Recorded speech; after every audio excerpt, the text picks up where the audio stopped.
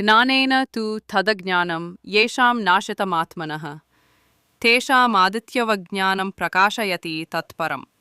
అంటే ఎవరి అజ్ఞానం ఆత్మజ్ఞానంతో తొలగిపోతుందో వారి జ్ఞానం సూర్యుడు చీకటిని పారద్రోలి వెలుగుని ప్రసరించే విధంగా పరబ్రహ్మ సత్యాన్ని వెలిగిస్తుంది. ఈ శ్లోకంలో భగవాన్ శ్రీకృష్ణుడు చెబుతున్నది, జ్ఞానం అజ్ఞానాన్ని తొలగించినప్పుడు మనలోని పరమసత్యం స్ఫురిస్తుంది.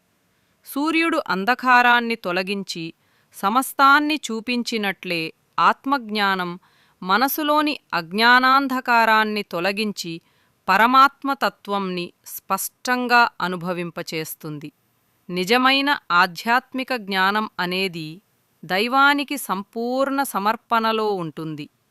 మన క్రియలను, మన ఆలోచనలను, మన అహంకారాన్ని దైవచేతుల్లో ఉంచినప్పుడు మనలో నివసిస్తున్న ఆత్మతత్వం సాక్షాత్